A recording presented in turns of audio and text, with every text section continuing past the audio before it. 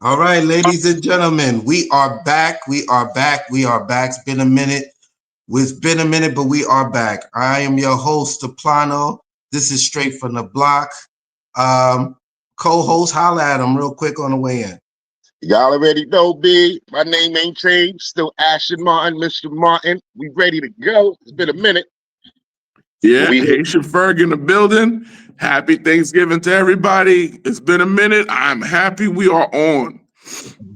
Yes, it feels good to talk about some sports. We're going to dive right in it. We're not going to waste no time. Let's talk about this real quick, gentlemen.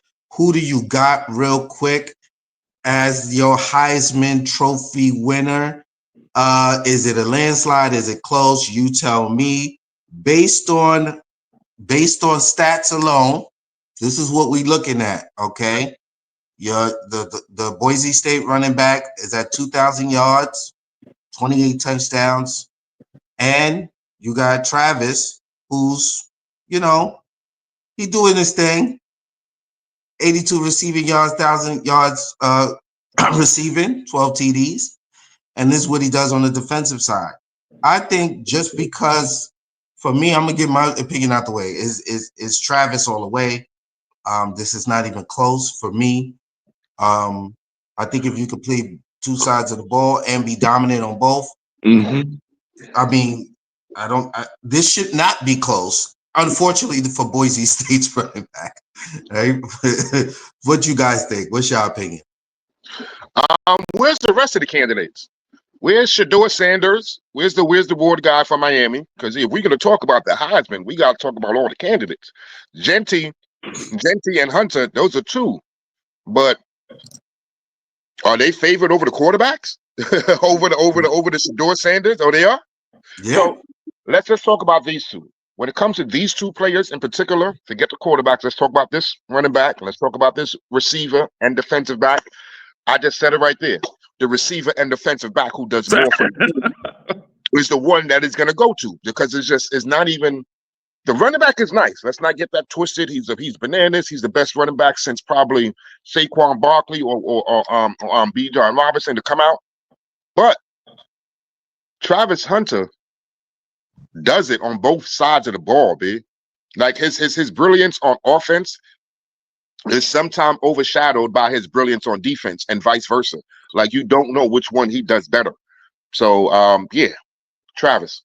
And I'm with y'all too. I'm going with Travis. And it's funny because his defensive numbers would be even greater if teams weren't so afraid to throw in his direction. So he's kind of got that Darrelle Revis thing going, where the numbers would be even greater if people tested him more. So definitely Travis, 100%. I feel bad for Genty only because he picked the worst season to have it his year, But yeah, two-way player. First of all, two-way player is hard to get in any sport, right? In any sport, it's hard to get a two-way player. And to be able to be dominant on both sides, 100%. I'm with y'all. It's got to be Travis. Now, to your point, Ash, if we're talking Travis versus Shedeur, that's a whole nother show. So I'm with you there too. Yeah, so I think that. Wait, I want to add this about Travis. I don't think we've ever seen one person be the best wide receiver coming out of college and the best cornerback coming out of college. Like, there's going to be people who's going to have him as the number one rated receiver on their board. Mm-hmm. And then there's teams that's going to have him being the number one cornerback on their board as well. Mm-hmm. I'm not sure if there's ever been one player who's been the best at both positions. Now, here's another thing. What do you do now when you draft him? And what do you pay him as? Because he's going to play both positions in the NFL. He can. If the team needs him and wants him to do that, then you got to pay him something crazy. Because the thing is, he's going to start this. He's going to start a whole new category. You know what I'm saying? Just like how I forgot which tight end was like, I'm a receiver. Pay me as a receiver. Which tight end was that again, Ferg? Wow. It wasn't Gronkowski. It was before. Was it Gates? It was Gates, right? It was Gates who was like, listen, I'm Gates. a I think receiver. it was Antonio Gates. Yeah, like let's change this up because I do more than tight end stuff. I'm a receiver. I'm your number one receiver. So he may just this is going to be something Transcendent. Transcendent, right? Exactly. Yeah. Exactly. Yes. Yeah, I'm with you. We talked about this in the previous show, and the reality is he's open. You're right. He's opening up a new category. I don't even know. It's going to set a precedent because even if the way he gets drafted, I don't even know if he could if what is how long is your draft value? Is 3 or 4 years your draft contract? And 4 then, years. Huh? 4 years, and the 4. 5th one you got 4 years, right? make it, So at the end of whatever team he gets drafted by, if they maximize his potential, when that 4-year contract is up, right? That rookie contract, he's gonna set a record for how much he about to get paid. Yo, I'll put it this way: you're gonna have the quarterback contract, and then his gonna be right there. That's how I see it.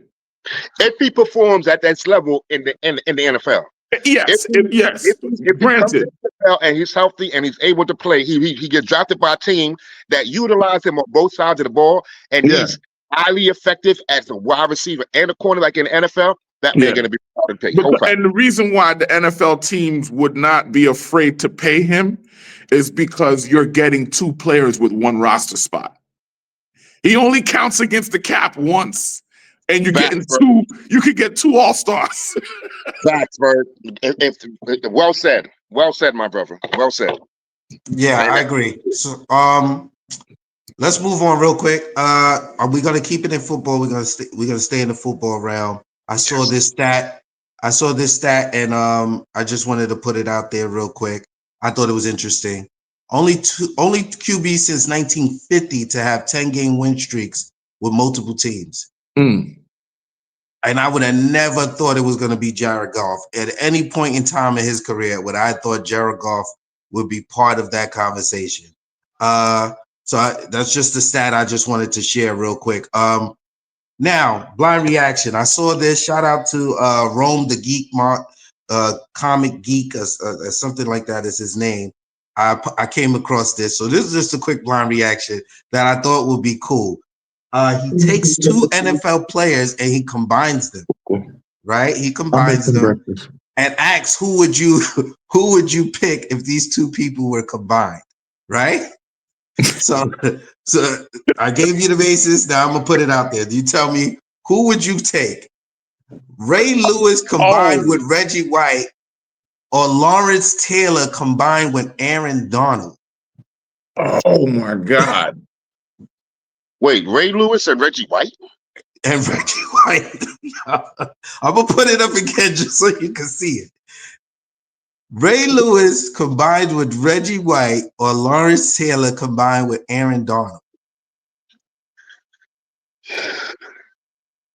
I know who I'm going with, but I'll let you go. I know who I have to go with. It's not even a question. I know who you have to go with. So Ferg, you got to go first. We picking the same. I'm going with the LT combo. That's me. I can't go against that. Yo, so real talk. When I saw this, K, right? I had to direct this to my brother right here real quick. I knew where you were gonna go, and I knew where I had to go, right? But I ain't never been this close to being stumped in my life. I've never been this close, bro. I'm saying to myself, Reggie White and Ray Lewis? You know why? Because those 2 players, those two men are some of my favorite players, role models, like inspirational people. When you see them on the field, like I love me the minister, the deacon of defense. You know what I'm saying? And then Ray Lewis, the man with the dancing and everybody, like those 2 players, I actually adore them. You know what I'm saying? But when it comes to LT, he's the father of football for me. He is the beginner of everything. You know what I'm saying? He is the reason he birthed me here into the sport. You know what I'm talking about? So it's like I can't go against that. And then you put him with Aaron Donald. Aaron Donald is dominant. You know what I'm saying? So it's just like, oh yeah, no, I got to go there. I have to. But it's so close because I got so much. Because I love Ray Lewis and I love Reggie White. What I love about the combo, it's crazy. Yo, we got to do this in basketball too. I like this. What I love about the combo is when you factor in defenses would do it, not defenses, offensive lines would spend the entire week scheming for you and still look like they didn't practice. And that's for Aaron Donald and LT. It's like, it sucks because I don't want to downplay Reggie White and Ray Lewis. It's just wow, that's a tough one.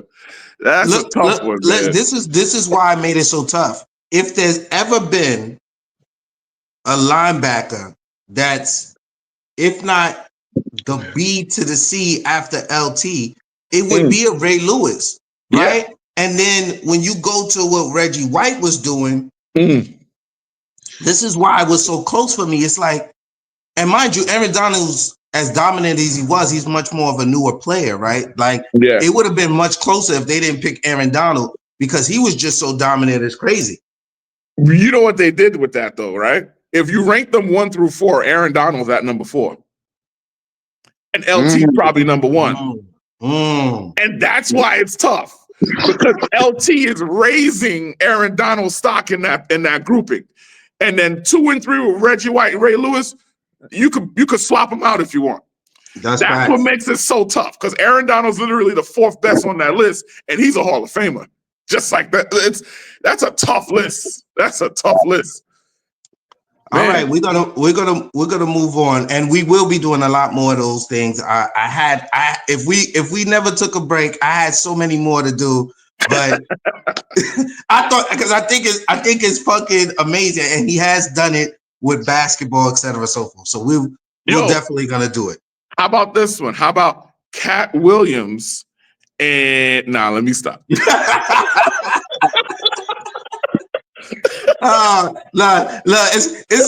not as funny without Easy being present.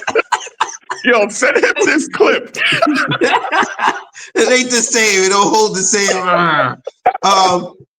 I saw this stat again. I just want to go shout it out real quick. This stat again. Most receiving yards per game in NFL history. Right. When I saw this stat, minimum 60 games, I was surprised at some of the names on here. I don't know why am I surprised that Justin Jefferson is up there and by several more yards than a couple of other people. I don't know why, but it's an impressive feat. And when you look at that list, any thoughts anybody want to share before we move on? You were surprised that Justin Jefferson is number 1? Yeah, and he's up there by 14 more yards. Yeah, per game. That was surprising to me. It was surprising to me. Okay. And this is not to say that he's not him. It's just right when you look at his quarterbacks, and he hasn't been in the league that long either. So it's just like, I don't know. I expected. Even if he was on the list, I didn't expect him to be the number 1. He's him. Yeah. As far as what he's done in the league in his first 6 seasons, he's him. And you gotta remember, he had Cousins. Cousins was his quarterback. You know what I'm saying? So he had a slinger. He had a gunslinger who gets you the ball where you need to go while you're running. He doesn't. He didn't have a. I hate to go there, but he didn't have a Daniel Jones throwing him the ball that doesn't get to the ball, so that you could keep on going. Like, you know what I'm saying? Like it's important that when you're a receiver and you're crossing the field, that the quarterback leads you, so that when you catch it, you can keep on going. You can catch it, keep momentum, and just continue to go.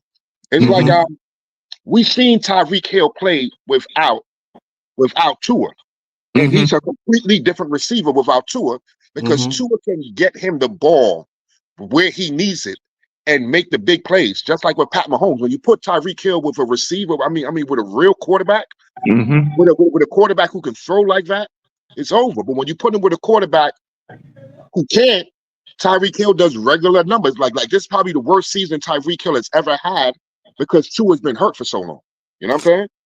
But Justin Jefferson has been him. The only thing that I say, whoa, when it comes to him is they be trying to compare him to Randy Moss a lot because it's the same organization, because he's ripping now, because he's rewriting the record books in Minnesota as a receiver, you know.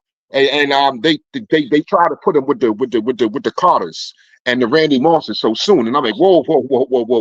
I know you had a good start to your career, but a Randy Moss and a Chris Carter, they never stopped doing it. You know what I'm saying? Like they did it until like they can do it right now. Like Carter can go on the field right now and catch passes backwards. But you know what I'm saying? Like you got more years before I put you in the category with those two legends in And, Minnesota, in my humble opinion. and you know what else too, right?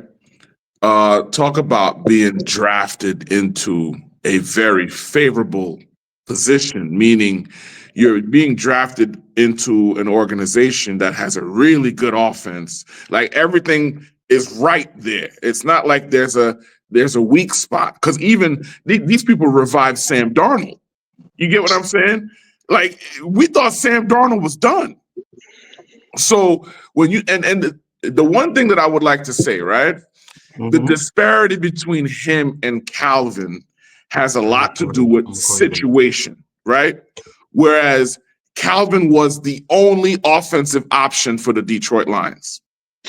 And how many receivers did they have? How many defenders did they have on Calvin?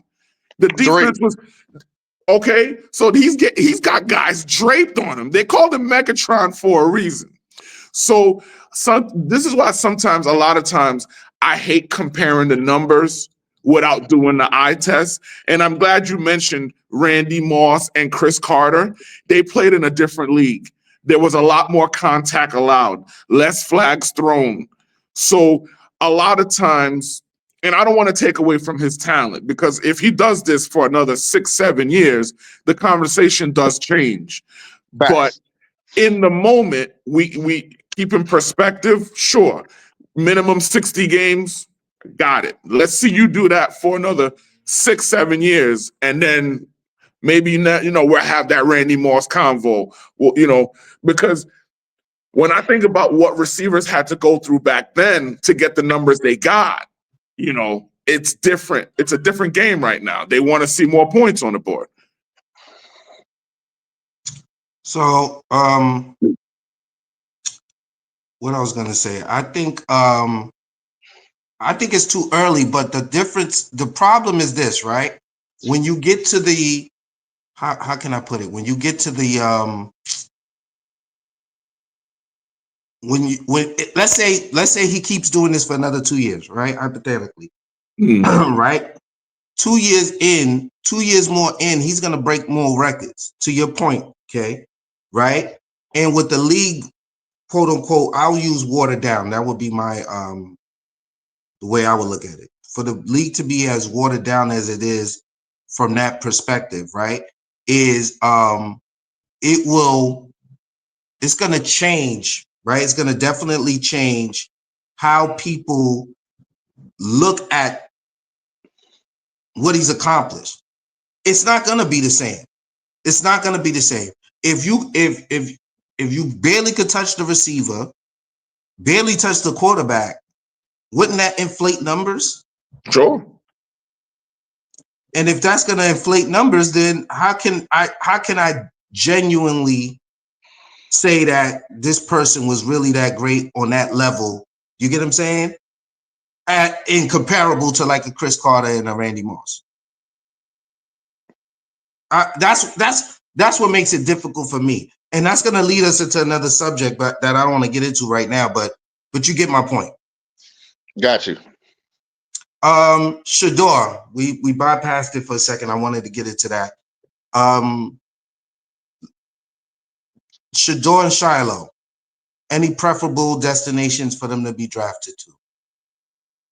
New York Giants, New I York know Football that's Giants.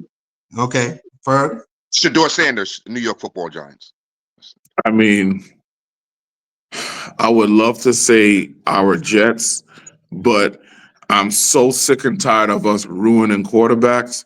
I don't want this guy to come here for his own good.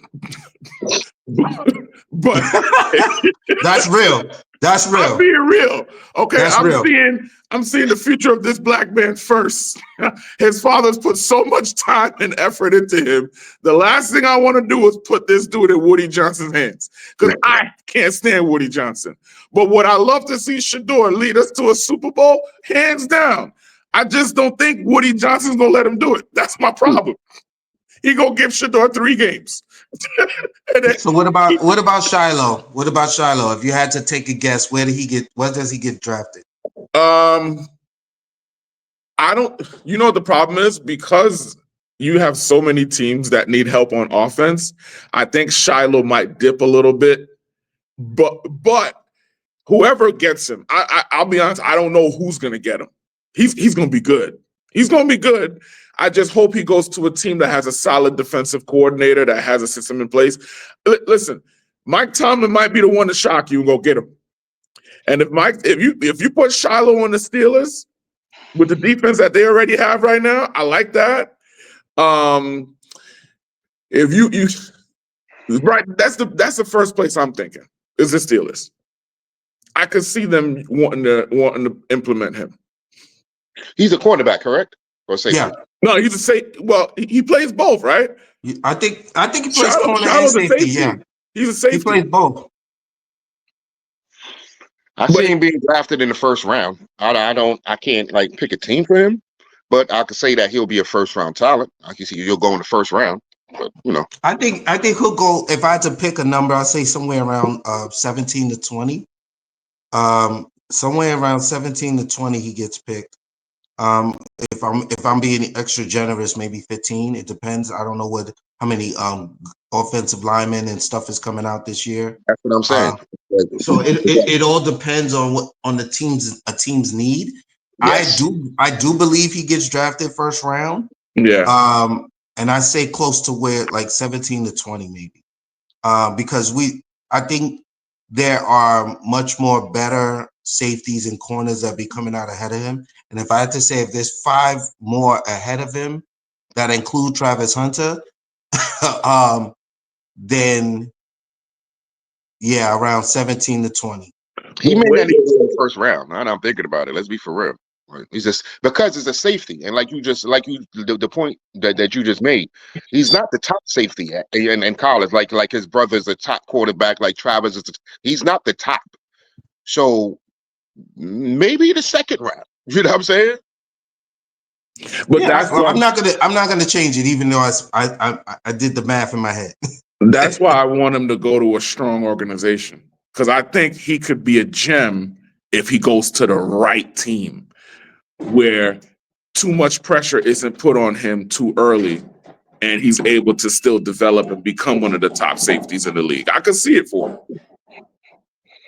Okay. Then if that's the case, I would pick a team for him like Seattle. Only because they have a great head coach as far as Mike McDaniels, who's a defensive-minded head coach who will scheme him up and coach him up the right way and get the best out of him because he's a defensive guy. Yeah. What team jumps out to me? I don't know why, but it jumps out to me because they don't need offense. And they'll probably have, if they have a first round draft pick, it will be high or low draft pick, low number. I think Baltimore. Baltimore, I could see him in Baltimore at one of those positions. Yeah, but we just taking some guesses here.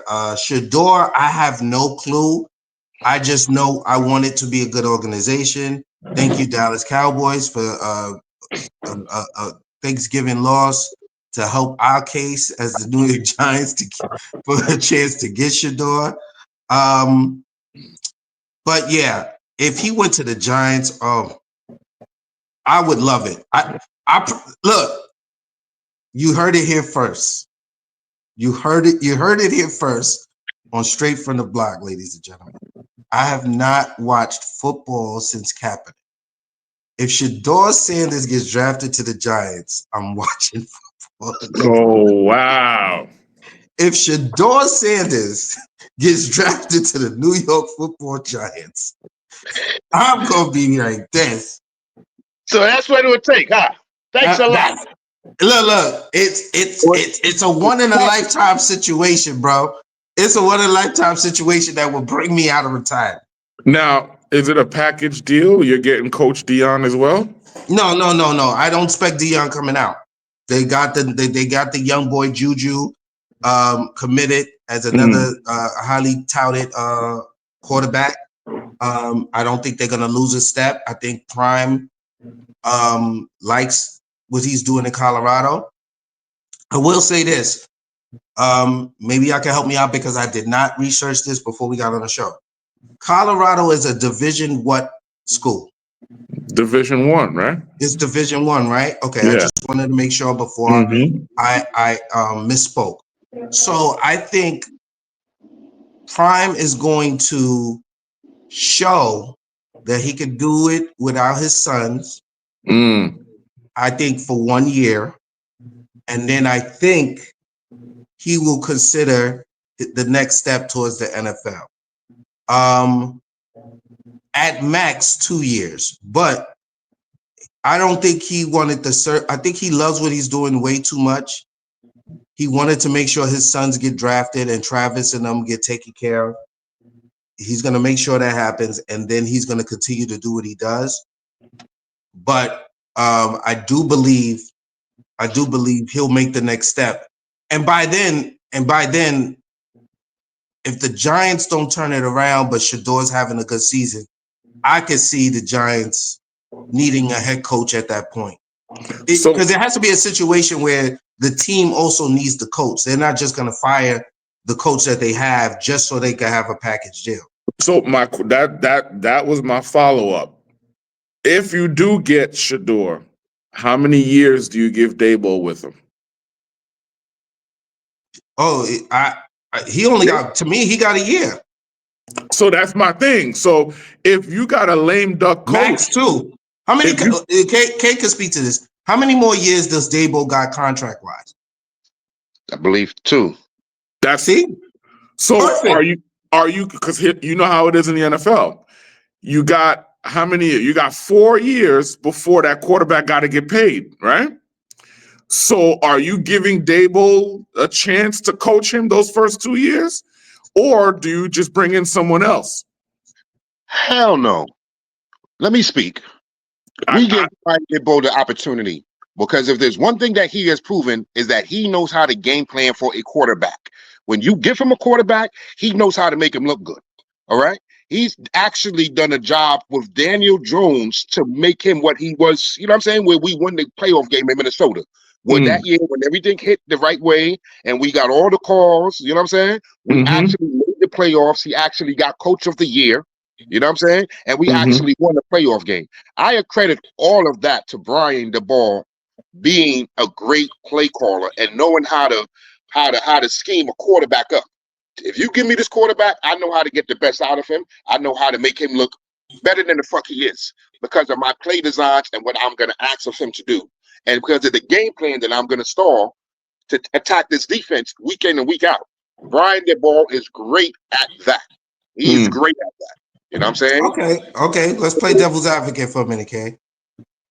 You think Daboll is that good without Saquon with Daniel Jones from the gate?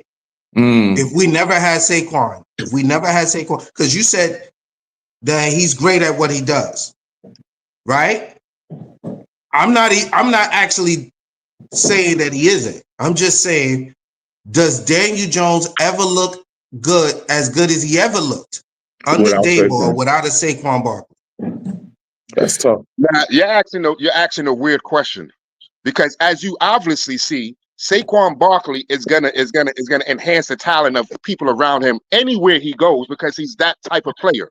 So of course Saquon Barkley is going to make any coach, any player, any O-line, any stadium look better because he's that good. He's that guy. You know what I'm saying? He's the number 2 overall pick for a reason. Like he's really that guy. You know what I'm saying? Like his thighs are really that big.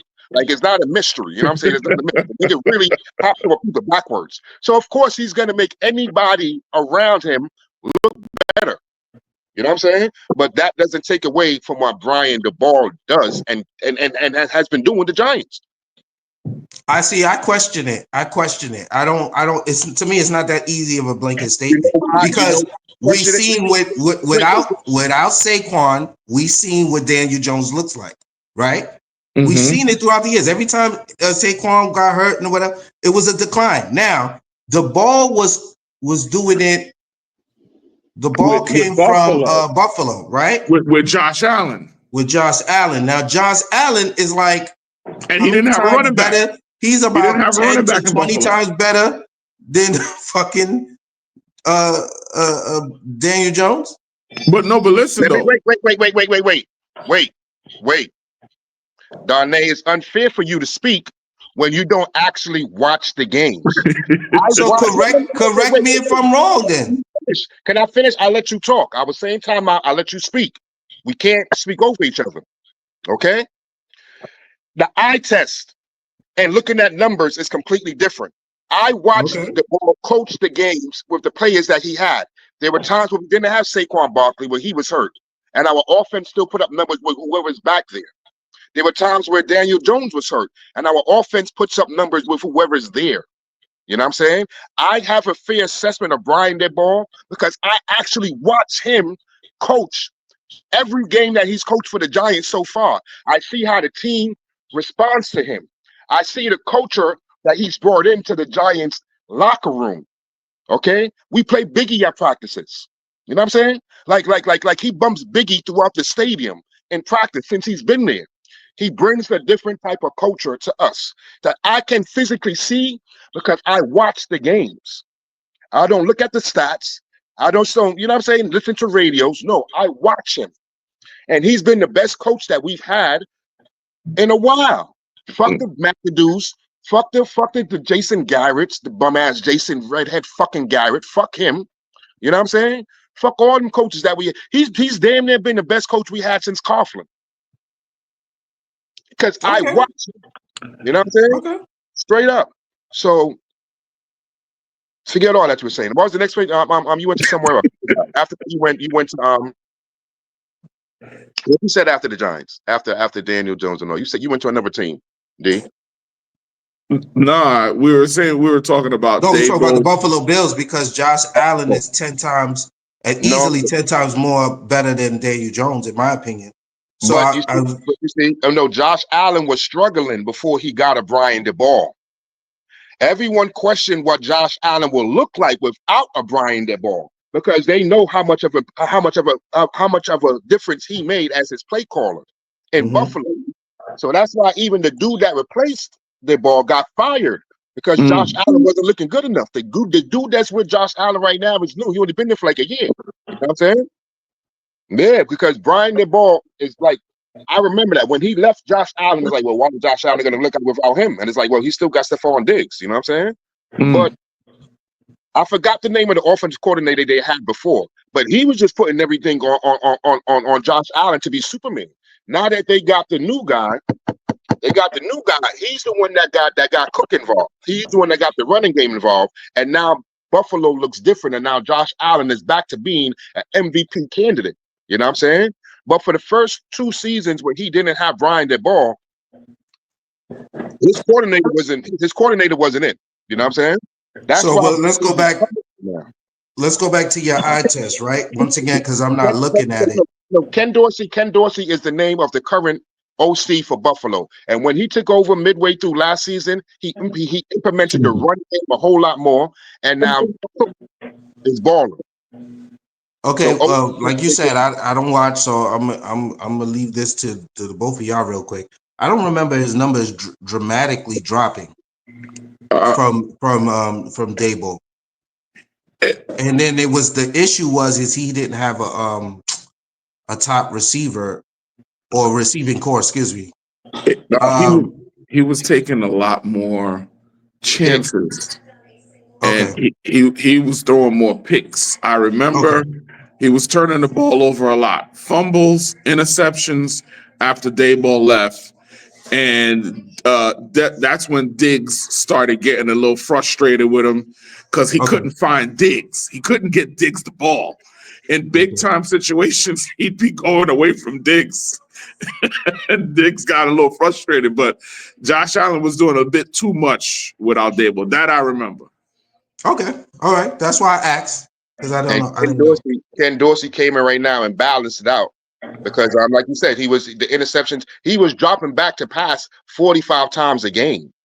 40, 40 to 50 attempts a game is what Buffalo was doing. They was putting everything on him, and he was running around scrambling. Like you said, he couldn't get Diggs the ball. Diggs was tight at him. It was looking bad out there. Like, you know what I'm saying? Yeah. While we still on football, really quick, I just want to touch on this because it's something that came to my head, and I just wanted you guys' opinion. Are you? How do y'all like the new kickoff rules? Is it working for you guys? The shortened field? It's a safety mechanism, and it hasn't really hurt the product much, so I'm okay with it. Okay. I'll take the same route, and I'll even say that there is a chance of returns. Like, there's been a few kick returns already. 98 yards, 99 yards, 103 yards.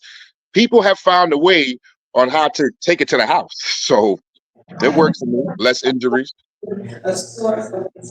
Okay. So, last but not, we got two more topics on the NFL before we move on to basketball, fellas. One is I gave y'all a chance to research this because I gave y'all the topic. Is there a better QB running back tandem than Lamar Jackson and Derrick Henry? Has there ever been a better tandem? I know it's very few that I was able to put together. I wanted to see what you guys come up Mm. I Better. remember when Atlanta had Vic, Warwick Dunn. When Atlanta had Vic, Dunn, and Allstott. You know what I'm saying? But Vic could never throw the ball as good as Vic could never sling the ball accurately. Vic could never throw as good as Lamar can throw the ball right now. Like this season, Lamar is different when it comes to actually throwing the ball down the field accurately to his receivers. Like he's really playing the quarterback position. Like he's really throwing for over 3,000 yards, about throw for like 4,000 and change. Like he's putting up retarded passing numbers this season. So no, to me, there's been a few that's come close, but for me, no. It's tough because you start thinking about it's like each one of the ones that I'm thinking about, they were kind of one's on the way out, one's on the way in. Like, could you imagine if Drew Brees and Kamara were at peak together? Or if you have Peyton and Edgerrin James peak? um, I, I don't know. Or it's tough. It's Well, tough. the only ones I was able to come up with that was even slightly comparable, right, was Marshall Faulk and Kurt Warner, right? Now, mind you, they're not the same type of players as Lamar. Like Kurt's not running, but No. they were the greatest show on turf for a reason, right? Kurt Warner could throw it all over the field, and Marshall Faulk was. We don't have to speak to that. So you have those two. You have Phillip Rivers and LT, LaDainian I didn't Tomlinson, even think about that. But right? Phillip Rivers was never that guy, though. He was well. I'm just throwing out names. I'm not saying he Okay. was the greatest. I'm just Okay. talking about it as a tandem because it's not like he couldn't throw the ball. Oh, Phillip Rivers could throw yeah. the ball. We brought up Antonio Gates. We know he's had guys. He had somebody to throw the ball to, so he was doing his thing. But Yeah. the closest that I was able to come up with was Vic and LaShawn McCoy because they did Oh, play in together Philly. in Philly. So it was Vic and LaShawn McCoy was the closest to me. But really, they're ahead of the pack. It's I don't think we've seen it. That's why me understanding what's going on in Baltimore, it made me just think like, yo, I don't think we've ever seen this. We've never seen a quarterback this good with a running back this good. And you're mainly focusing on the quarterback with running threat, right? No, I'm not actually. But that's why I brought up the Kurt Warner, Marshall Faulk. Because think about the top running backs. Like even if you thought of Marshawn Lynch and Russell Wilson, right? But yeah, so that's a tough one. Who you taking, beast mode or Derrick Henry at his best? Derrick Henry. It's not even close. But that's my point. That's my point. And I'm not even sure we've seen the best of Lamar Jackson. So I'm saying I know what the best Russell Wilson looks like. And if I had to choose, I'm picking Lamar. For me, when I was thinking about the tandems, that's what made it so difficult for me, and that's why I had to go to the Atlanta when they had that running. You know what I'm saying? Because you have to try to compare someone to Lamar's ability to run the ball. Like, you know what I'm saying? Because that's why I went to his passing numbers this year. Like, guys, this man is really putting up real QB numbers. Like, he's really staying in the pocket. He's really not trying to run the ball every chance he gets. Lamar is sitting in the pocket and throwing the ball and actually lacing that shit down the field differently. Like, he's going to easily throw for the most yards he's ever thrown for in his career this season. He's easily going to have the highest completion percentage he's ever had in his career this season. That's why they have to put him inside the MVP category this year. Because it's like, well, if you already got two, and this year he's putting up the best numbers he's ever put up, shit, we got to give him a third one. You understand what I'm saying to you? And for Lamar to be this complete right now, and Derrick Henry could still be the beast that he is right fucking now. Like, arguably, we could argue that he's the top running back right now. Of course, you're going to say Saquon. Of course, we could say CMC, but he's still in the argument to be the number one running back right now. All these, like, this season, you know what I'm saying? Right now, we can still talk about Derrick Henry being number one. It's just crazy. I don't like. There's never been a dual threat quarterback, and then this dominant of a running back playing together on the same team. I've never seen it. Like as far as the dual, like as much of a dual threat as Lamar is, right? Nah, you're right. You're right about that, because even when you saw anything similar, the quarterback wouldn't always be a dual threat, or the running back would depend on the quarterback's running game. That's what I'm saying. It was Michael Vick or Mike Allstott. You know what I'm saying? That's not what they called them, but it was Vick, Dunn, and Allstott, because you didn't know who was going to get the ball, who was going to run the ball. You had Allstott who would run you over. You had Dunn who would juke, and he's gone. You know what I'm saying? And then you had Vick, the scariest one out of them all. So it's like, But that's why I brought up Vic versus LaShawn McCoy, because when he was in Philly, he threw the ball way more with LaShawn McCoy back there. And he didn't take off as much. Vic didn't run as much, but he still was a threat. And just off the top of my head, I thought of one more tandem that we got a brief look at, and I thought it was pretty amazing as well, was Big Ben with Le'Veon. If I'm correct, he played with Le'Veon Bell at his prime. He played with Mendenhall too. He played with Mendenhall and he played with Jerome Bettis. At the end of with the bus. He played with the bus, right? At the end of Bettis's career, I think the first Super Bowl Roethlisberger won, Jerome was still on the team. Yes, sir. Okay. Then it was Mendenhall, and then it was Bell, right? Yeah. But Mendenhall wasn't that good to be put in the same category with Le'Veon. Le'Veon was like the Saquon before the Saquon. What I'm saying is that it's tough, because some of these quarterbacks could be in the conversation, but then they didn't have the running back they needed to be in it. I mean, that's why I brought up those two, because I think I knew about the bus, but I wasn't sure. That's why, and I didn't want to misspeak, but I definitely knew that he played with Le'Veon. And Le'Veon at that time, I just remember I was still playing fantasy at that time. And it was like, you're taking Le'Veon Bell as a running back in the first round if you could. You grabbing him. And the Big Ben was at the top of the QB hierarchy at that time And as well. it's crazy. Le'Veon never recreated what he had in Pittsburgh. No matter where he went, it was never the same. And he's one of those, I don't mean to go off topic on it, but he's one of those running backs where you're like, with as much God-given ability he had, how much did the offensive line help? Because no one else had the offensive line that the Steelers had at that time. And even after Le'Veon left, they were still running the ball. They were still running the ball. And Le'Veon never recreated it, no matter where he went. Facts. All right. Let's move on real quick. Let's get to these divisional races real quick before we switch to another sport. Pittsburgh or Baltimore? Who do you guys have taken that division? Let's go with you, Kay. Right now, it's by one game. Pittsburgh. Pittsburgh. Ferg? Yeah, I'm going with Pittsburgh too. This year, Mike Tomlin showed us why he's Mike Tomlin. I didn't have Pittsburgh this high early in the season, and I looked stupid for it. And I don't know why I doubted my boy. Mike Tomlin, once again, he's going to show us why he's Mike Tomlin. Okay. I'm so happy. I'm mad that Chris Bayless ain't here.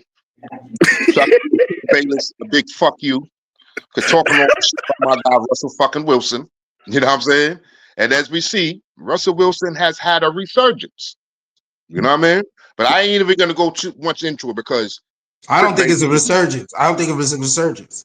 What do you think? That's the crazy part. I don't think it was a resurgence. Denver was winning with him. He was, you know what I'm saying? No, D. His perspective, the perspective of him around the league was absolutely trash. Absolutely gone. I always had faith in him, but everyone around the league was calling him the worst free agent signing ever in Denver. Denver was the worst for trusting him. He literally is playing for like $1 million right now. Pittsburgh is only paying him not even $1 million. You know what I'm saying? Because nobody wanted him. Nobody wanted him. You want to know what makes me even more upset? They waited until they played the Jets to put him in this year. They put him in against the Jets and fucked our whole shit up. We haven't recovered since the Steelers game. I think we were 2-3 going into that week, thinking, all right, we're gonna go in. It's gonna be a tough game. We're gonna squeak it out. Nah, Russell Wilson showed us he's still Russell Wilson, man. All right. Let's go to the NFC real quick. Arizona or Seattle? They're both at 6-5. I'll let you go first. That one got you thinking. Is the case? You know what? I might go Arizona. I'll go Seattle. It's like I trust what Seattle has going on more. I've seen. Yeah, I'm gonna go experience. I would go experience over. I've seen Geno do it longer, and Geno has a lot of weapons. Like if you don't realize what's happening, real quick, I don't want to touch on it for too long, but Geno has a new number one receiver, and it's JSN. I can't say his whole name. Bigger, whatever his name is. Let's just call him JSN. You know what I'm saying?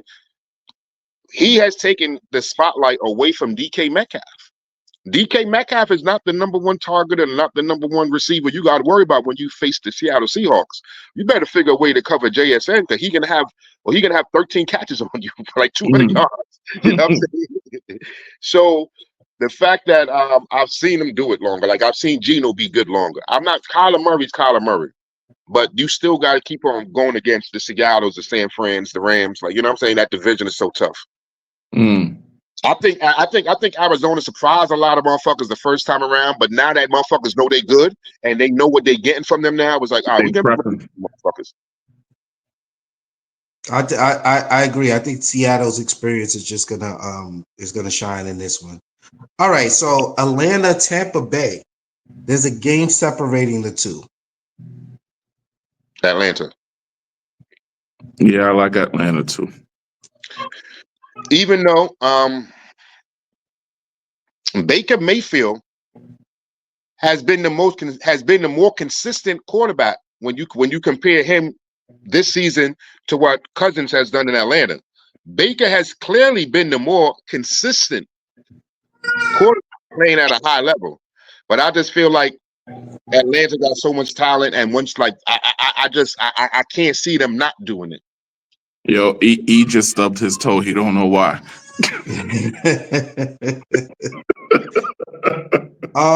Because you mentioned Baker. Sometimes the hate be strong, and people need to realize, like, you just hating on a person, right? True word. Last, certainly not least, but actually most importantly, this NFC North Division. Detroit 11-1, Minnesota 9-2, Green Bay 9-3. Is there a chance that any of the two can catch Detroit? That's the question. And if it's any of these two teams, who do you believe can catch them and take that lead? We got easily another 6 games left, right? And the thing is, this is why the NFL is so crazy. They save the divisional games until the last weeks of the season. So the divisional, so I mean, yeah. So Yeah. we ain't gonna because I'm sitting here like they haven't played each other that many times yet. You know what I'm saying? Detroit versus Green Bay, Detroit versus Minnesota. They probably played each other once, but there's another game coming up. Later on in the season, there's another game coming up where they all gonna play each other. They all gonna play each other. These like the last 4 weeks of the season, it's all gonna be bang out in your division. You know what I'm saying? And okay, so I'll tell you what's the last 5 games for Green Bay. So it's the Lions, the Seahawks. They're both at their stadiums.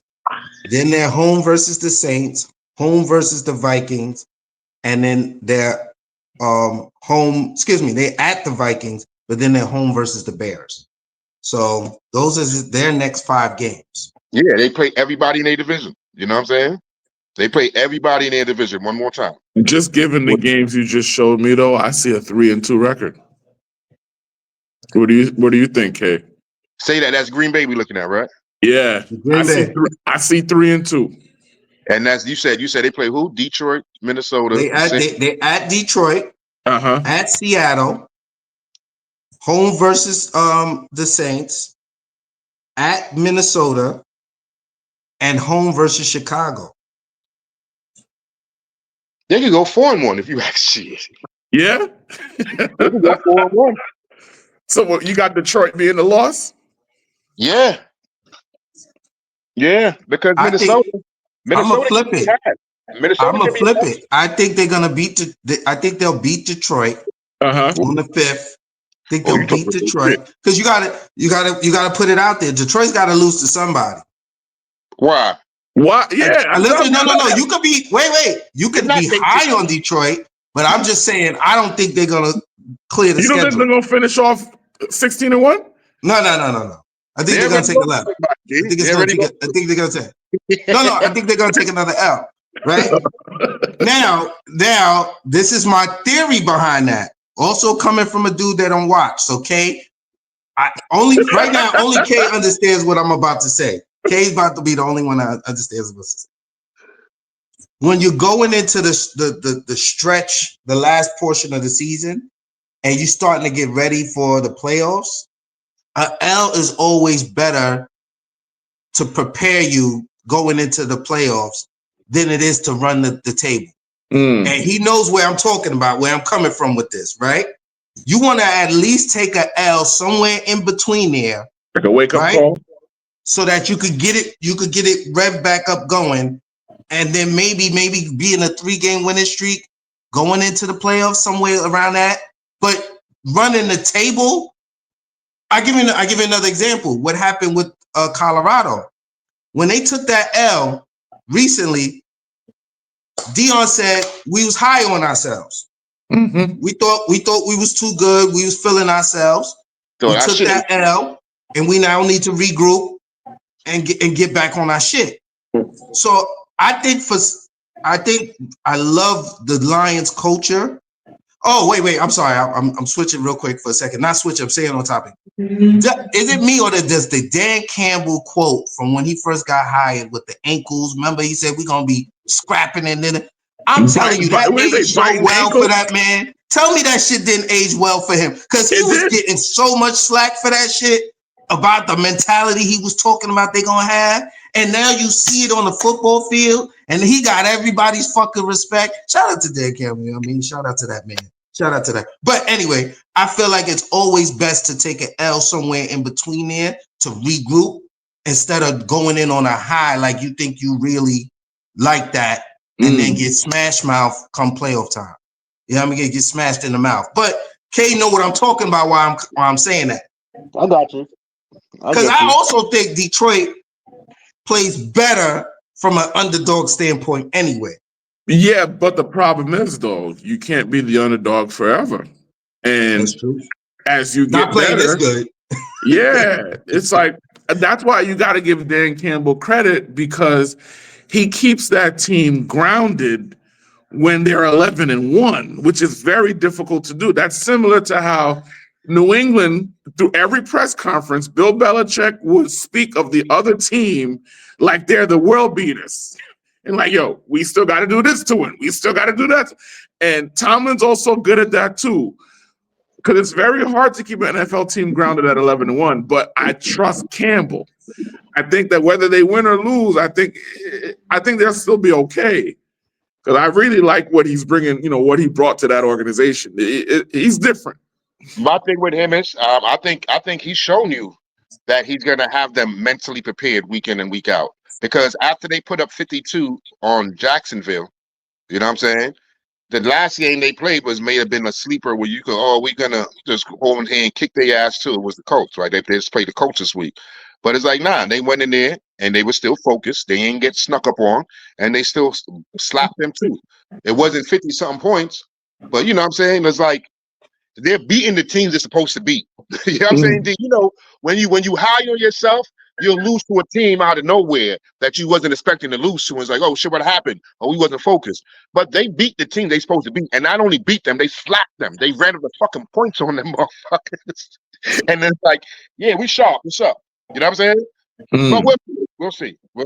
But real quick, Detroit's schedule. They got their home at the Packers, right? They play Buffalo. Home at Buffalo, yeah.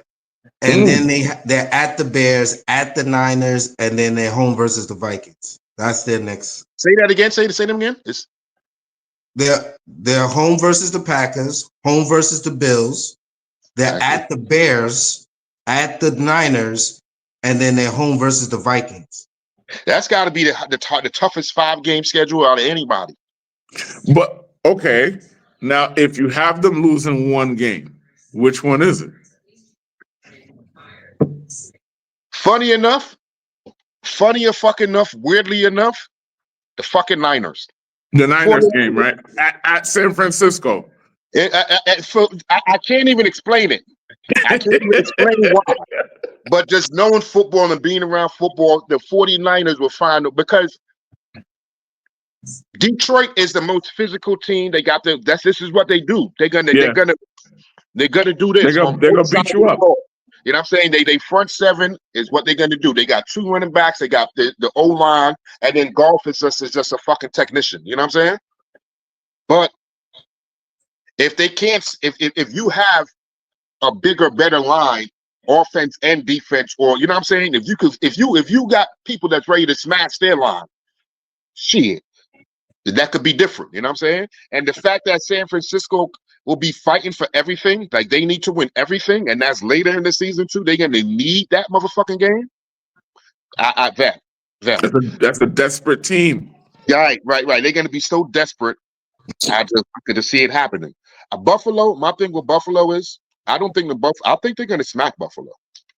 I've seen Buffalo get embarrassed this season. You know what I'm saying? By a team with really good defense. Like you know what I'm saying? Like I've seen Buffalo get embarrassed. I haven't seen Detroit get embarrassed all fucking game. All year. So I feel like Yeah, I don't think it's going to be as close as everyone thinks, but that's just me. All right, Minnesota's schedule, which they're out of the all three of them, they have the most games. They have 6 games left. So it's gonna be home versus the Cardinals, home versus the Falcons, home versus the Bears. They're at Seattle, home versus Green Bay, and at Detroit. Mm. It's gonna be tough. Like I said, like they're like this division is gonna be won later on in the, like, you know what I'm saying? It's gonna come down to week 17 to see who wins the division between Minnesota, Detroit, and Green Bay. Because Because it's Detroit they're gonna play each other and they only got a 1-game lead over them. You know what I'm saying? It's like Yeah. once we go ahead, that shit is really gonna shake out right now. You know what I'm saying? Well, no, it's a 2-game lead, right? It's a 2-game lead, yeah. So that means Detroit would have to lose twice. No, because Green Bay has 2 losses, right? No, I mean Minnesota has 2 losses and Detroit has 1 loss. Okay. No. Detroit, yeah. Detroit has 1 loss. And Minnesota has 2, and and then Minnesota Green has Bay has 3, 3. and Green Bay has 2. But So one of them between has an extra game. That's what it is. right. Okay. So Minnesota, if Minnesota beats Detroit, they're tied. You know what I'm saying? Right. Because now I see what you're saying. Because now Yeah. Detroit has 2 L's and now we got 2 L's and I just beat you, nigga. Right. Now I got a game up on you in the division. Yeah, so it's like, you know what I'm saying? So it's like, yeah, it's really like, they wouldn't have the same record though. They would still have to Yeah, they would still have to win more games, but they would well, wait a minute. Detroit already beat them, right? Who's Detroit's loss? Who's the one loss Detroit got? Was that a division loss or out of division loss? I'm trying to look right now. Detroit's only loss is to the Buccaneers. Okay, so then that loss doesn't even hurt them. So that means they don't have division losses yet. right. That counts for something, because then if your division losses, let's just say Detroit goes 1-1 against every team in their division, they could still lose and end up being at the top of the division if they lose against their division, right? Because they already beat them. Yeah. This gonna be nice. It's gonna be crazy. Yeah. All 3 of them is making the playoffs though. All 3 of them. Yeah. No doubt. No doubt. Wow. Can they all 3 make the playoffs? Yeah. Sure they can. Every season. Yeah. Hell yeah. So one of them's gonna be the wild card, and then you're gonna end up. Could you imagine wild card? You might see them all 3: wild card, division game, and then the championship game, right, Kay? Yeah. Yeah. The way it's lining up. Yeah.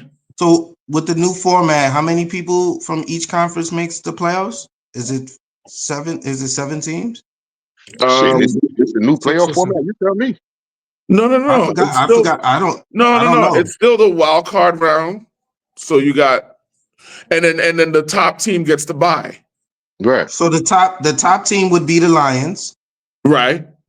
Right now, right? So then it would be Philly. Isn't it 6? Minnesota, Green Bay. Philly, Minnesota, Green Bay.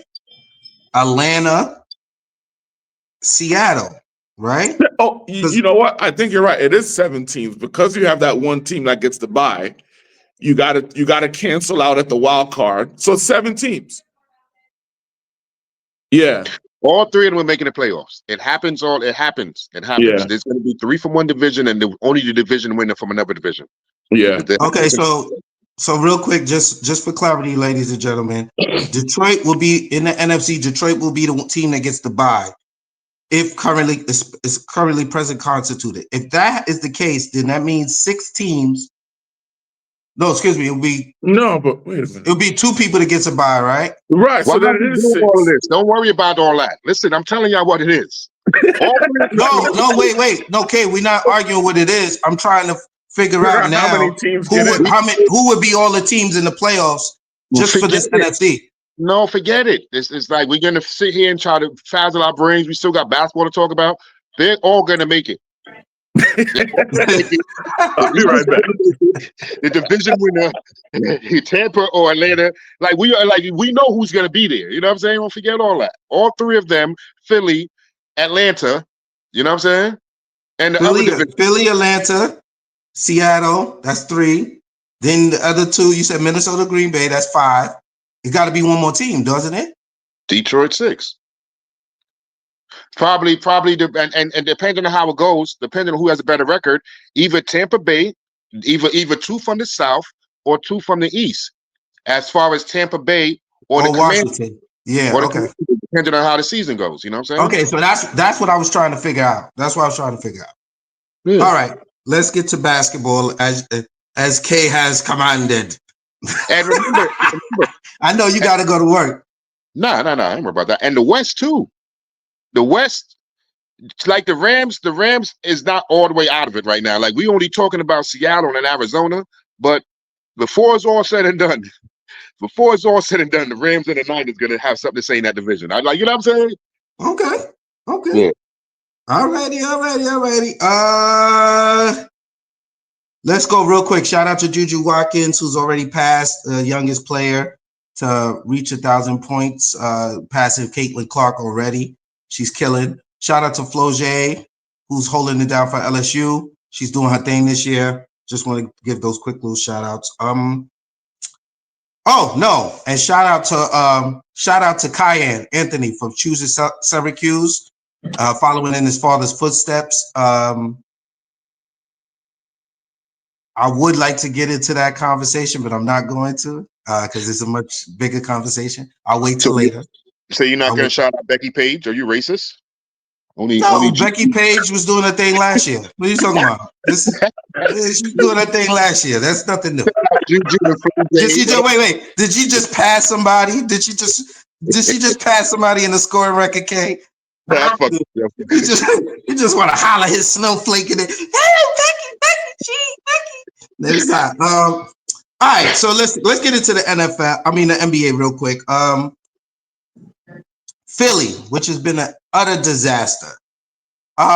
Injuries have been included in that, but do you believe, do any of y'all believe that all of them completely healthy, they can come out of this deficit? Because I was, fucking Crip Bayless be in my head. I almost said the pause beat almost jumped like, don't say it. But yeah, can they come out of this deficit that they're in right now with the record of 3-14 and make the playoffs somehow, some way? I think so. Only because what the play-in has done is it's given teams like that a hope that they can. To their credit, yeah, everyone hasn't really been healthy. That's one. And then number 2, as you're seeing, whenever you have major roster changes, it also takes time for you to develop chemistry. Now, I don't know where they are in the Eastern Conference right now. They're at the bottom. If you're looking at them, what you really want to be looking at is how far away from the 10 seed they are. That's what they should be focusing on right now. And if they're like 4 or 5 games out of the 10 seed, the deficit is not as big as you might think it is. Now, who knows? Maybe they don't make it to 500, right? But if they can get the 10 seed and they win through the play-in, all of a sudden now you don't want to play Philly if you're the number 1 seed. Because if they're all healthy at the end of the year and they make it to the 8th seed by winning the play-in, all bets are off at that point because the playoffs are the playoffs. So I think it's still early to count them out, only because they haven't played together yet. But if I'm a Philly fan, I would be extremely concerned. But, it's just the way the NBA is set up now, more teams have a chance to make the playoffs than not. So they're still alive, in my opinion. Okay, Kay, before you give your comment, let me just give a little more context based on what Ferg said.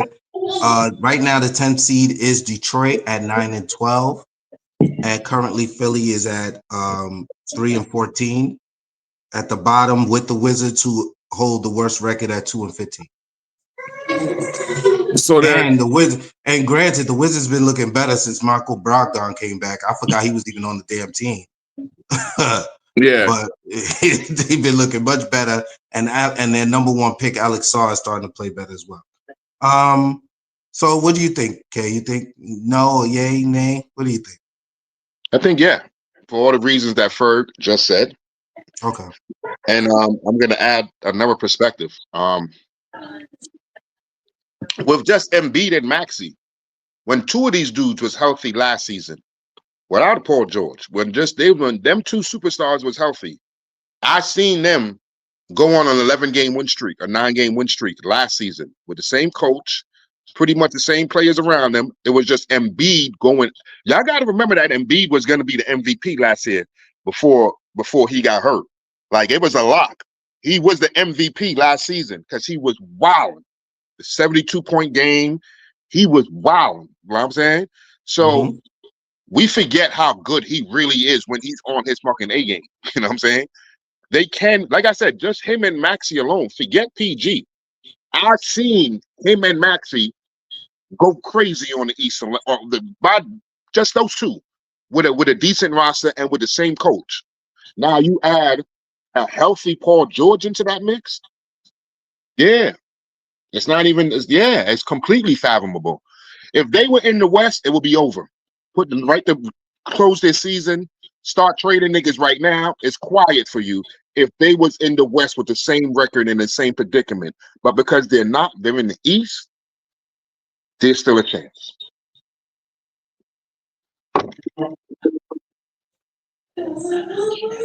yeah. Okay. All right. Well, let's move on. We're not gonna move on because I didn't give my opinion. I don't think they're coming. Then I don't think it's gonna happen. I don't have faith in it happening for a couple of reasons. I think Embiid, there's a lot of other extracurriculars going on surrounding their star player, which is Embiid. And I think the injury woes to Paul George. It's always a question of whether or not people are going to be healthy, especially when Paul George is involved. I agree with you, Kay, that Maxey and Embiid has shown what they can do together, right? But I think in order to pull this off, they would need all three tandem firing on all cylinders at the same time. And I'm not sure this is a hole that they can dig themselves out of. Fuck Kurt Bayless, right? So I'm not sure that's something that they can come out of this deficit. They may make it close. I think if they can do it, they have to have a 10-game win streak somewhere in there, like close to that. Look, it doesn't necessarily have to be a streak. It could be a 15-5 in their last 20, or it doesn't have to be a continuous streak. Because look, wait until end of December, and the league is going to show you. The people are going to start separating right around end of December, beginning of January. That's when you know who's going to be tanking and who's not going to be, right? Mm-hmm. And that's why, but like Kay said, like I said, it's all based on their health. If they are healthy, December and January, you can't count them out in November. It's too early. It's too early to count them out in November. Season's only a month old. All right, so 9-9 Milwaukee Bucks. If you've been paying attention to the NBA, Bucks to me haven't looked good. Giannis has had to revert back to an old version of Giannis in order for them to win games, if you ask me. So my question now is it time for Giannis to consider moving on from the Bucks? Where would he go? And if he does, where do you think he should go? You want me to go first? You absolutely. No. For me, Giannis isn't like these new age players. For me, Giannis is more of a throwback player, and he's going to finish his career in Milwaukee.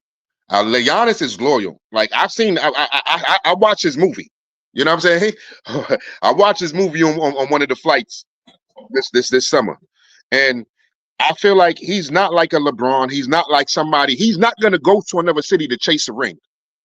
I feel like Giannis feels like Milwaukee is my city. I bring talent to me.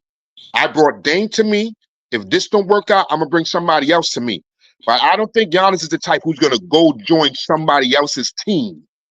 I don't think so. Not when he got his own city, his own entire city. I don't think so. I don't think Giannis ever leaves Milwaukee. But that's just me. Just because of the player that he is. And you know what else too? He's got a lot of responsibility for that coaching change that they made. Let's call it what it is. If I'm not mistaken, Doc Rivers is under 500 since they fired Adrian. And Giannis had something to do with them getting rid of Adrian. So you've got unfinished business as far as I'm concerned. On top of that, yeah, Damian Lillard ain't what Drew Holiday is on defense, but Drew Holiday ain't what Damian Lillard is on offense. And this inability to figure out who's got the ball at the end of the game and all this nonsense. Watching Milwaukee play, it's a bit disconcerting because when you look at who they put on the front line, their inability to stop teams makes no sense. Because Brook Lopez is still one of the better defensive centers. You still got Giannis. You still got Portis. And mind you, to their credit, Middleton is still out.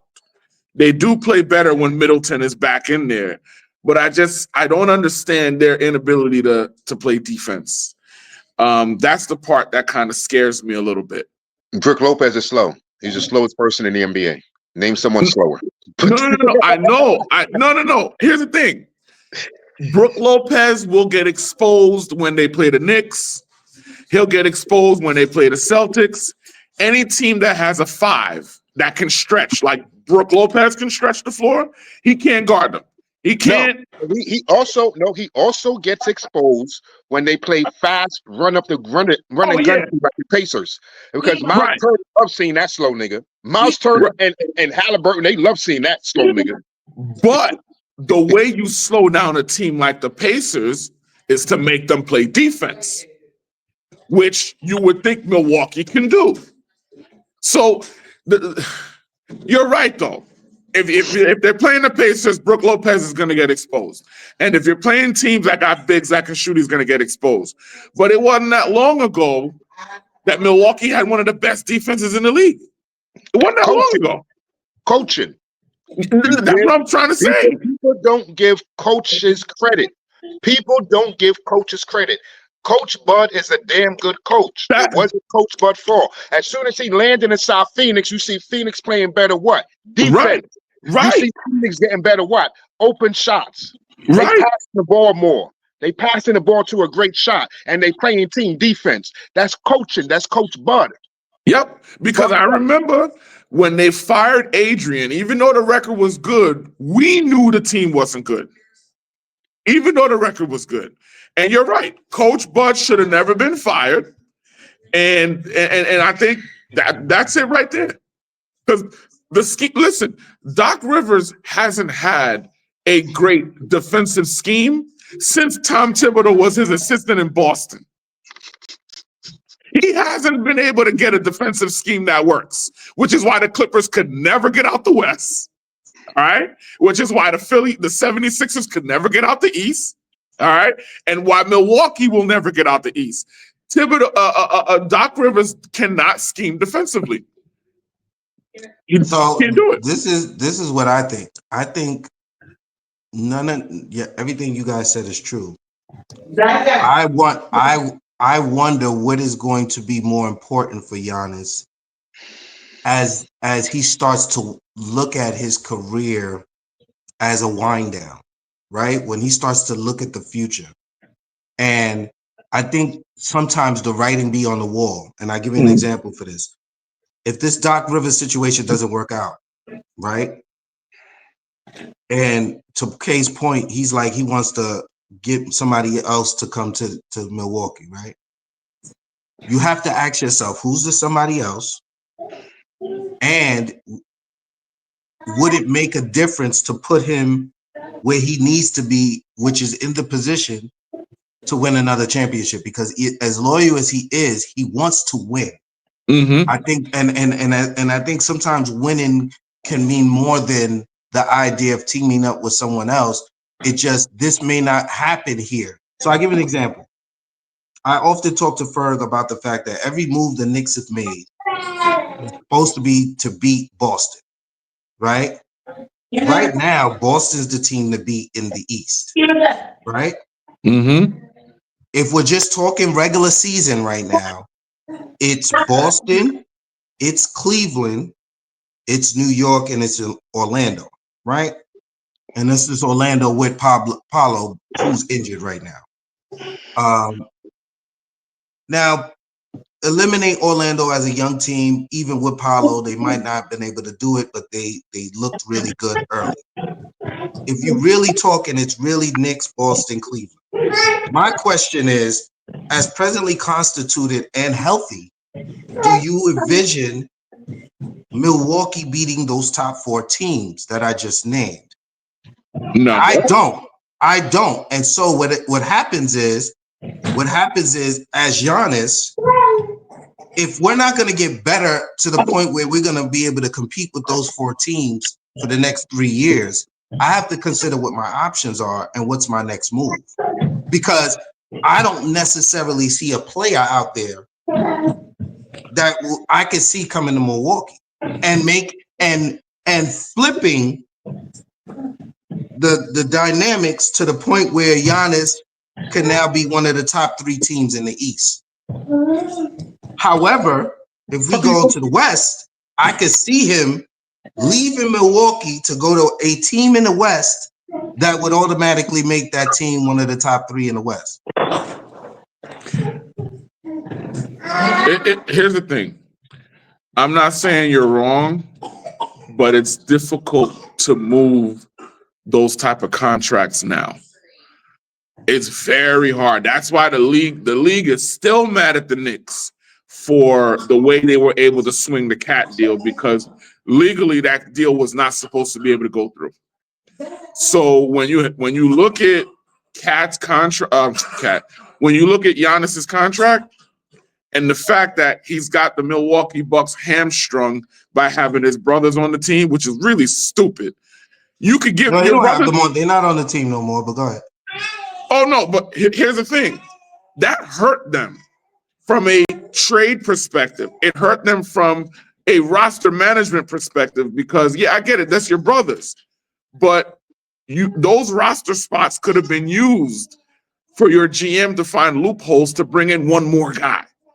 And in their inability to use those roster spots limited them to what you saw them do last year.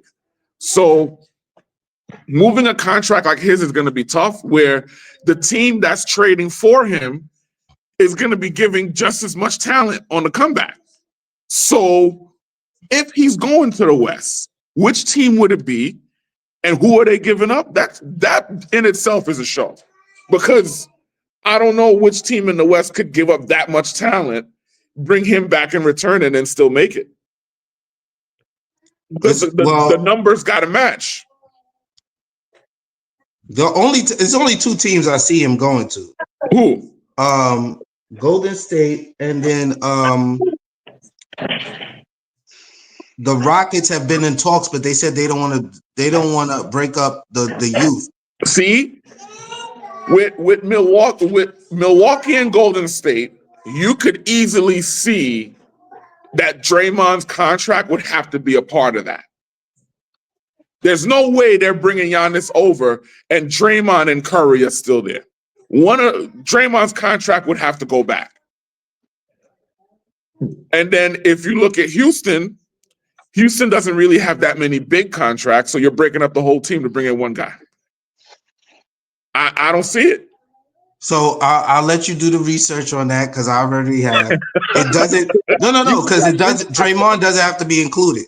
And really? some of the packages I saw that added up properly did not include Draymond. It did include a lot of motherfuckers, but it didn't include Draymond. But if they got it was Kuminga, it was Wiggins. You know what I'm saying? It was how they gonna win? You traded away the whole squad. Listen, I think they'll figure out the other pieces. If they got Steph Curry, Draymond, Giannis, and Buddy Hield still on that team, I think they could figure out the rest of the pieces. Oh man, that's gonna be tough. We'll see. It's gonna be interesting. Yeah, I just don't. You know what it is, Kay? I just don't think they want to continue to waste. Certain players don't want to waste the entirety of their career. He's only had one chip, and I No, think no, no, as no, no, loyal as he no, is, no, no, no. You see, you're talking about American-born players. You're talking about bitch-ass entitlement people. I'm just saying. You're talking about people who entitled and feel entitled to certain things. Giannis is not from America. He's born overseas, bro. He's won the chip in Milwaukee already. Like he's that type of person where it's like they said I couldn't win here. This team drafted me and invested in me. This team made me a millionaire. This team did everything for my family and for my country. This team believed in me. I ain't going nowhere. I'm staying right here. This is my team. This is my home. I raised my family here. I got my kids here. My wife is known in the community. He's not one of these. I need to win a chip, and if I'm not winning, I'm gonna lose. Entitled. I'm gonna say it one more time. Entitled motherfuckers. That's just not him. I don't think he lives like that. He's gonna stay where he's at, and he's gonna be there. He likes Kobe. He likes the Tim Duncans. You know what I'm saying? The niggas that stayed where they was at the whole time, won chips, and brought people to them, and built up their community. He looks up to them type of players. Like, nigga, I'm staying right here in Milwaukee. I'm the big homie right here. got it. All right, listen, we'll see how what plays out. Let's leave with the last subject, and which is what is your problems with today's NBA? Because Kay's talking about loyalty and the Kobe's and the Tim Duncans of the world, and Giannis not being an American. What do you think is wrong with today's NBA? If you had to give it a critique, go ahead, Ferg. Let's just start with you, Ferg. It's crazy enough. I sent you what I sent you yesterday because me and my dad spent the whole day talking about it, and he sent me the link, and it's crazy. There's a lot of things that I don't like about it. They're slow. Like I said, they've changed the big man position, where big man got to be able to shoot from three. But then if he's shooting from three, he's getting caught up in fast breaks where he's not able to get back defensively. You got people shooting 3-pointers that aren't 3-point shooters. No mid-range game anymore. No ball movement, heavy isolation, no cutting. I mean, there's a lot. Because the thing is, what good defense makes you do is it makes you use all the offensive tools, not just what you specialize in. But when you take the defense's ability away and they can't touch you and they can't hand check you and they can't do this, you can now get from the top of the key to the bucket without being touched, basically. And when you think about the basketball we grew up watching, we appreciated it and didn't understand why we appreciated it until now. Now you're watching a game where, it's not entertaining. And look, viewership is down. People aren't watching as much because the quality of the product is poor. Guys are making so much money, don't want to play all the games. You got Embiid talking first week of the season, I'm not playing back-to-backs. Like, you can't tell me that the way things are right now, with the amount of money that people pay to go to games, the way the country is right now, where money is tight, if I'm scrambling, $400 or $500 to sit in the nosebleeds with my whole family, and I'm paying $12 for a damn hot dog, and you talk about you ain't playing back-to-backs, we got a problem. We got a problem. So there's a lot of different things. I could go all day with it, but that's just what came to mind. And I'll just shoot real quick. I fucking hate It drives my blood to see a 3-on-1 fast break, 3-on-1 fast break, and two niggas is running out to the 3-point line. Like they're not running for a layup. Fast breaks is not for a layup. It's not for a bucket or for a dunk. Like when you see three people on one, you thinking, oh, it's a highlight. There's going to be a oop. Somebody's going to get posterized in our NBA because it's going to the hole. Now, 3-on-1 and two niggas is running to the corners, or one nigga is going to stop at the top of the key. And it's just like, wait, what the fuck is going on? I also hate when point guards or even somebody, they drive all the way to the rim. They get all the way to the rim. They get in the air and they do some shit, and then they kick out for a fucking 3-pointer. It's like, wait, my nigga, you just had two. You gave up a fucking layup, my nigga. You done cut niggas and went all the way to the basket, and you got a layup, and now you're kicking out to somebody to shoot from 30 fucking feet away. What has happened to the game of basketball?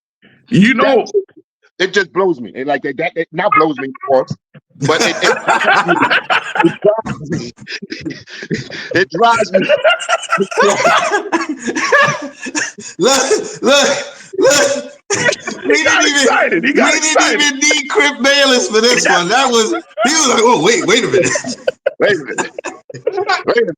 Wait a minute. But that's what among other things, is, you know, Ferg did a great job touching on a lot of the stuff. I just wanted to emphasize those two because my skin is like, you're at the rim and you kicking out. There's a fast break and there's no dunk. There's no dunk. It's 3-on-1 and there's no dunk.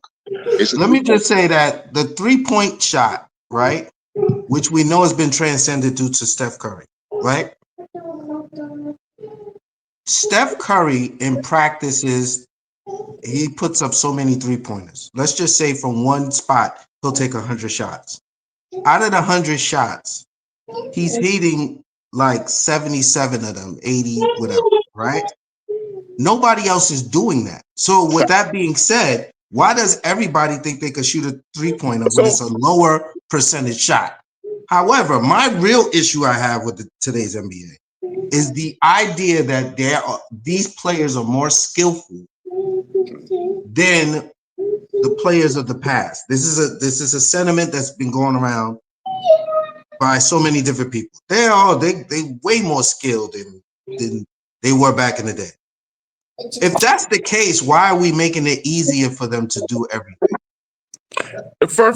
Make that make sense. If they are more skillful than what the old players were, then why are we making it easier for them to do everything? They're not more skilled. They're not more skilled, and the best way to show that argument is international play. When you got the USA having to squeak by teams with dudes that will never play in the league. Think about that. They have to squeak by teams with guys on there that you will never see in the league. Why? Because those guys, when they learn to play basketball, they're not playing the AAU way. They're playing the right way. And if there's one thing, Ray Allen has been on record, Del Curry has been on record. Del Curry took his boys out of AAU. A lot of people don't know that. Steph Curry was taken out of AAU and was given an opportunity to play other sports to have some time off because he didn't like the way the AAU style was going, where these guys are playing games with no practices, which means you're not learning fundamentals. So whatever you know how to do is all you're going to know how to do. You're not going to know how to do nothing else. You're not learning nothing. Whereas in the European way, because they play a club team style and they teach the game from the ground up, that's why when the European bigs come over, like Şengün in Houston, to get a guy like Şengün, he had to learn how to pass, how to dribble, how to shoot. He had to do all that. But his specialty is the low post. But he didn't come into the league with all I do is low posts. You get what I'm saying? Whereas when you look at someone like Joel Embiid, who spends so much time on the perimeter, when Joel Embiid shoots a three, He's giving the defense a break. Think about it. Why would you're 7 feet, 280, and the closer you get to the basket, the higher the percentages. Why are you out there shooting threes? And mind you, if the league, and I'm jumping around, but I find that Steph Curry is unfairly blamed for this. Mike D'Antoni brought this into the league, not Steph Curry. Mike D'Antoni brought this into the league with the Phoenix Suns, with the 9 seconds or less, where you have to get a shot up in 9 seconds or less. Mike D'Antoni was the first person to start putting three-point shooters in the corners on every set play. Mike D'Antoni brought that into the league, where he had dudes running into the corners on fast breaks. Phoenix shocked the system when they did it, but what people fail to realize is Mike D'Antoni had shooters. He built a roster to outscore you. The problem is teams aren't building rosters to do that. They don't have the talent to do that, and they want to implement that same system. When Mike D'Antoni ran that system here in New York, he had J.R. Smith as a shooter. He had Melo out there. He had Stat running pick and roll with Raymond Felton. He had Novak out there. You understand what I'm saying? So you have to have the talent to do it. You can't be, running the team like the way. Like now, I think teams are averaging more than 30 to 40 3-point attempts per game, and there's not that many 3-point shooters in the league. But Steph Curry is unfairly blamed for it. And what he doesn't get enough credit for is what he does underneath the 3-point line to actually get open. He does a lot of the stuff Reggie Miller used to do, setting screens, running around screens, basically making you too tired to stay with him. And then he still has the energy to put the three up. So I don't think we should be blaming Steph. We should be blaming the organizations for trying to emulate something without the necessary talent that you would need to do so. That's what I think. It's the D'Antoni system, and they've bastardized it. They turned it into something that it's not supposed to be. I'll take it. I agree with everything you said. That's why I was sitting here clapping in the background. I'll give Steve Kerr some credit too. You know what I'm saying? For changing the game.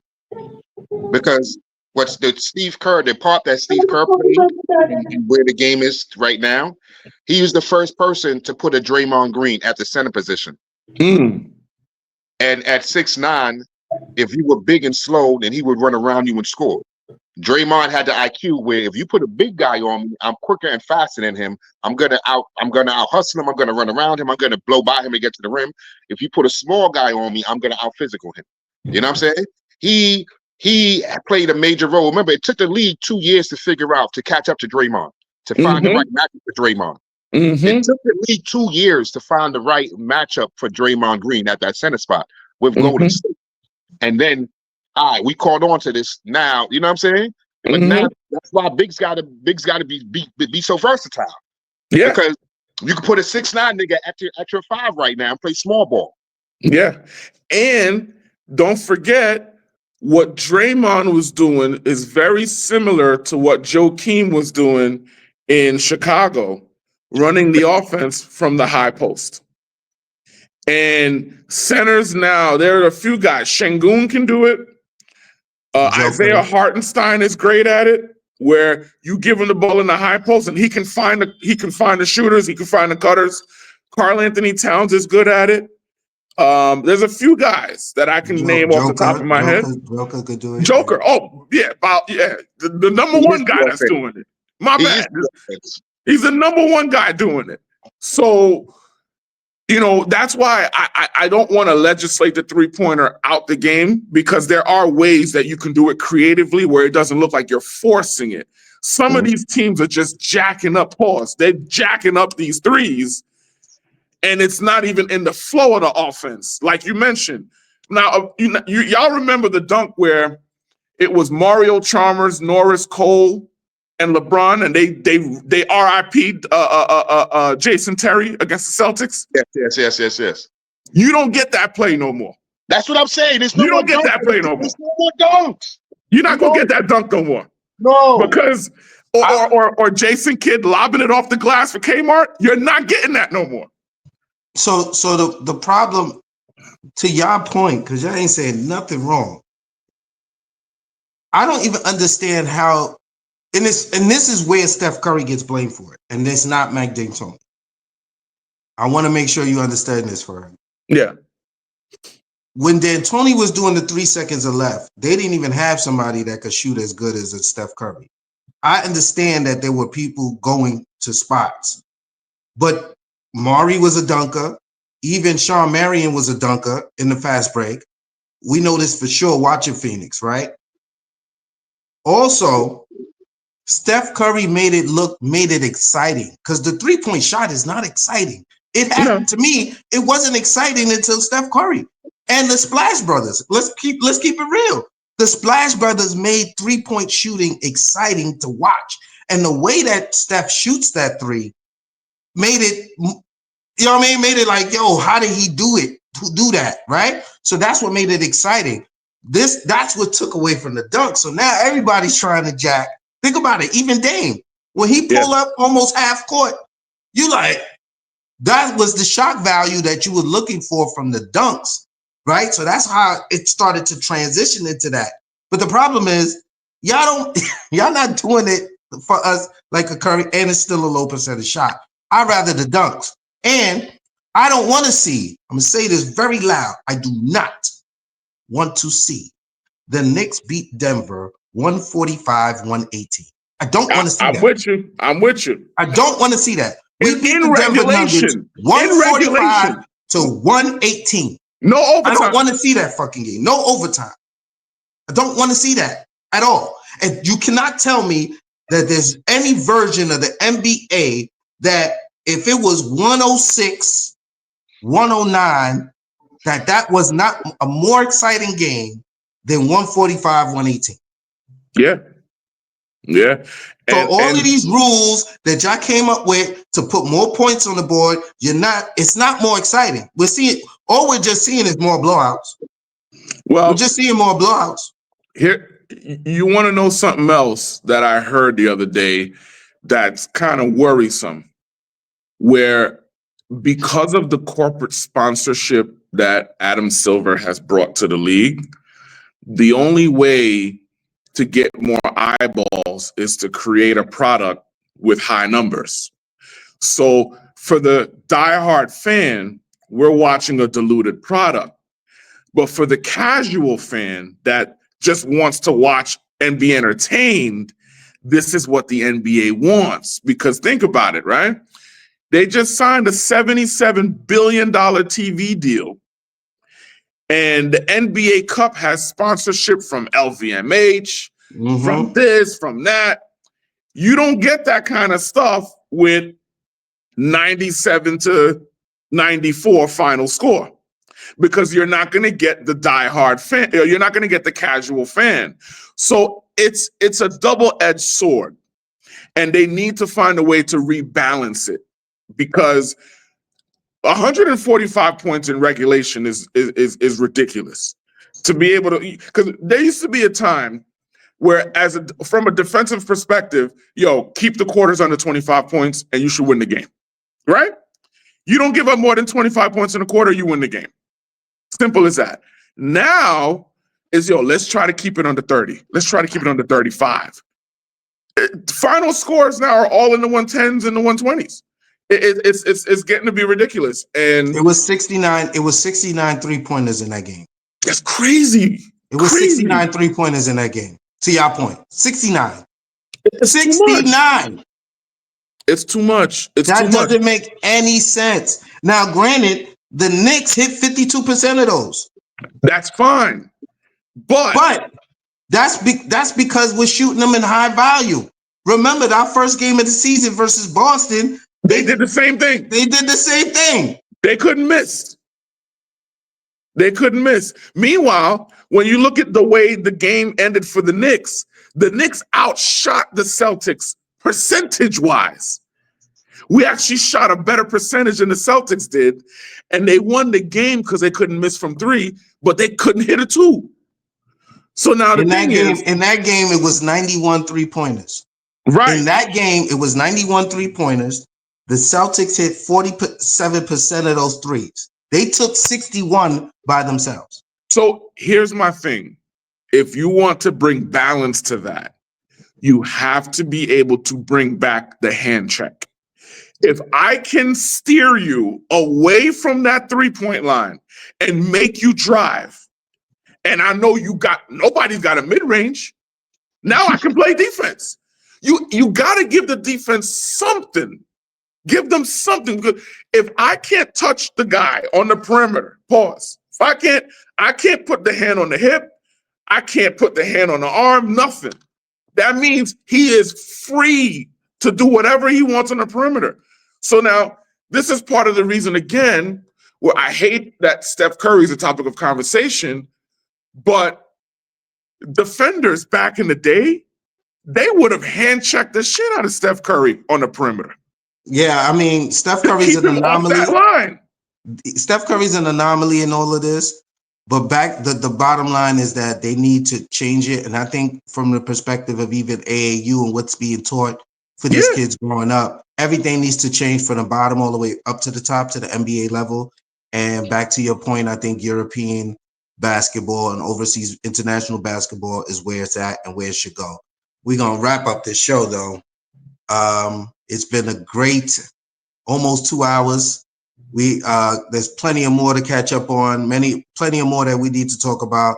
So this has been another episode of Straight for the Block, only on 92.6 WKBP The Spot. I'm your host, Deplano, as per usual, co-host. Holla at him on the way out. You already know it's been a pleasure. Ferg, it's always a pleasure chopping it, my brother. Always a pleasure. Ashton Martin, Mr. Martin, we out of here. Same here. Pleasure is all mine, man. I'm happy I finally had a minute to get on here because my schedule has been nuts. But as soon as D said we got a Saturday show, I was like, hell yeah, put me on.